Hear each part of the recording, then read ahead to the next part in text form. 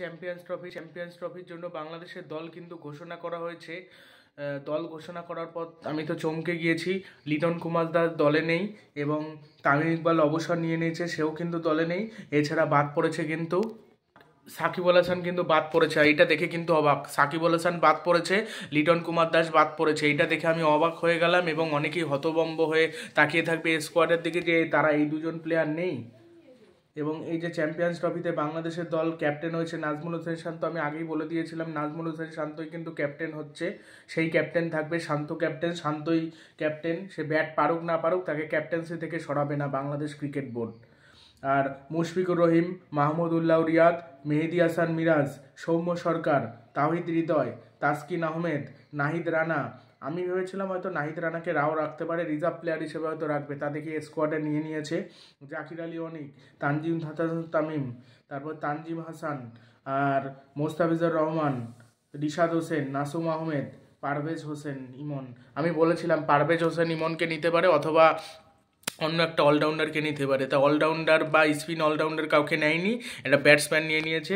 এই দল নিয়ে বাংলাদেশের চ্যাম্পিয়ন হওয়া খুব খুব খুব চাপের। এখান থেকে যদি একটা ভালো দল তৈরি করতে হয়, এখান থেকে দল সৌম্য সরকার আর ওপেন করবে তানজিম হাসান তামিম, 3 নম্বরে খেলবে শান্ত, 4 নম্বরে তাওহিদ হৃদয়, 5 নম্বরে জাকির আলী, 6 নম্বরে মাহমুদুল্লাহ রিয়াদ, 7 নম্বরে মিরাজ। মিরাজ হয়তো একটু আগে ব্যাটিংয়ে নামানো যেতে পারে কোনো ম্যাচে তাকে 7 নম্বরে ব্যাটিংয়ে নামানো, প্রয়োজন অনুসারে তাকে ব্যবহার করতে হবে। 8 নম্বরে মুস্তাফিজুর রহমান, 9 নম্বরে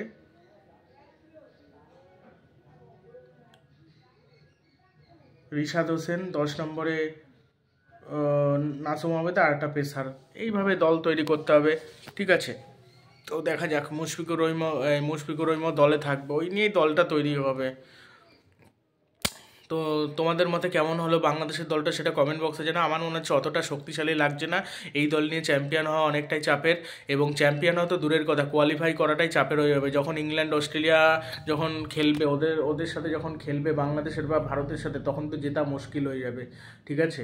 তবে রান করতে হবে। তবে লিটন কুমার দাস নেই, ওই যে সৌম্য সরকার আর তানজিম হাসান তামিম, এই দুজনে যদি ওপেনিং পার্টনারশিপটা ঠিকঠাক করে, শান্ত যদি ফর্মে থাকে, শান্ত যদি মোটামুটি খেলে দিতে পারে, বল বেশি খাক, 120 বল খাক, 80 রান করুক, কিন্তু রানটা করুক শান্ত রান করলেও কাজে দেবে।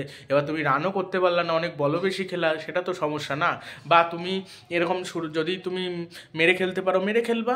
তুমি যদি 30 বলে 45 রান করে আউট হতে পারো, সেটাও খারাপ রান না। তবে পরিস্থিতি অনুযায়ী ব্যাটিং করা উচিত, পরিস্থিতি অনুযায়ী বল বেশি খাক, কোনো অসুবিধা নেই।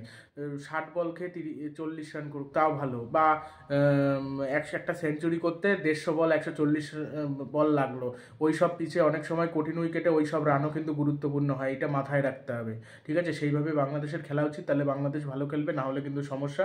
ভিডিওটি ভালো লাগলে চ্যানেলটি সাবস্ক্রাইব করে দেবেন।